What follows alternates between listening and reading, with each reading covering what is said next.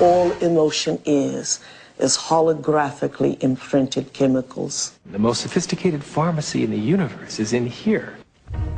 There's a part of the brain called the hypothalamus. And the hypothalamus is like a little mini factory, and it is a place that assembles certain chemicals that matches certain emotions that we experience.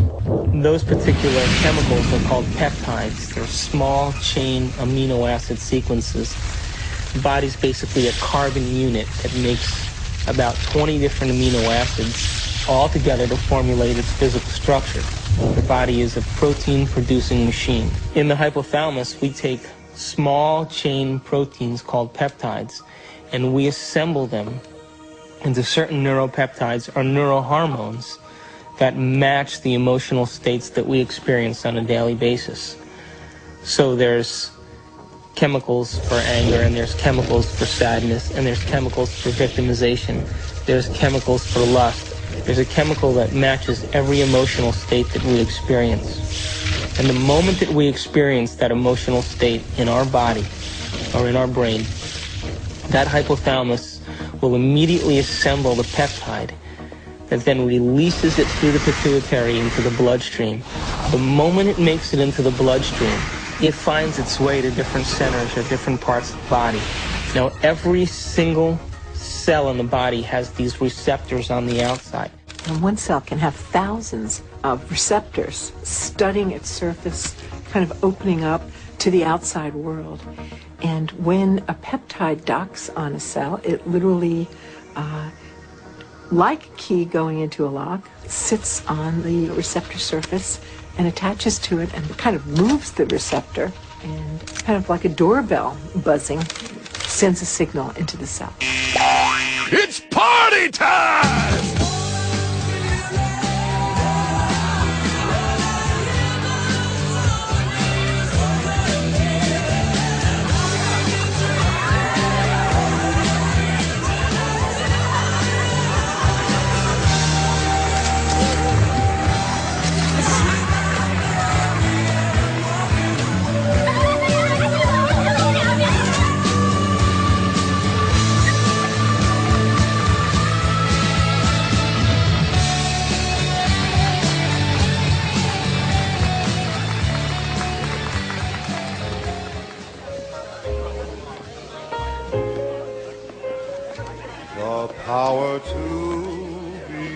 What happens in adulthood is that most of us who've had our glitches along the way are operating in an emotionally detached place, or we're operating as if today were yesterday.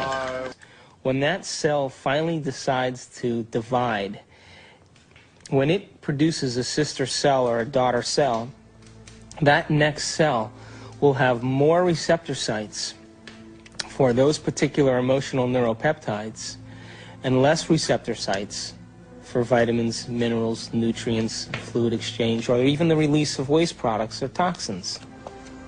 Now, all aging is a result of improper protein production. What happens when we age? Our skin loses elasticity. Well, elastin is a protein. What happens to our enzymes? We don't digest as well. What happens to our synovial fluid? Those are proteins. They become brittle and stiff. What happens to our bones? They become thin.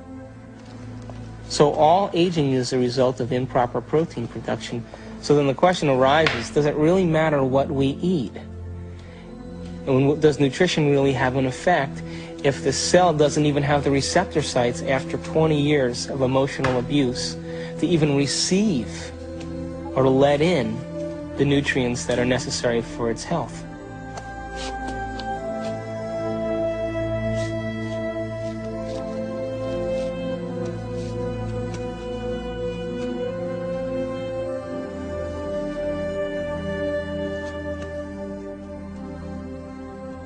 Okay, guys, it's time for a course correction on our trajectory along the path of our adventure.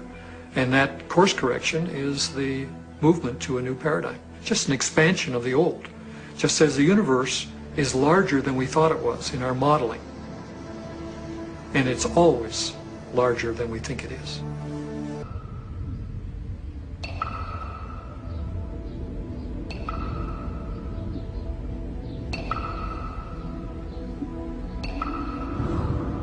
It makes you wonder, doesn't it?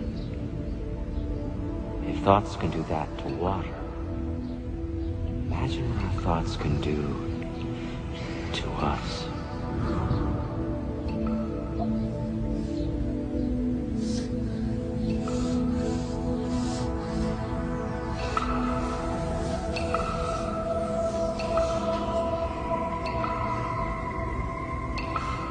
No one has ever came along and ever given you sufficient, intelligent knowledge about your beautiful self, how you work from the inside out.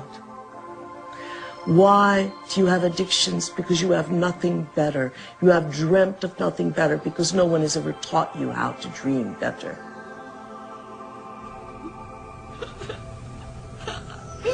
Do I think that you are bad? I don't think you're bad. Do I think you're good? I don't think you're good either. I think you're God.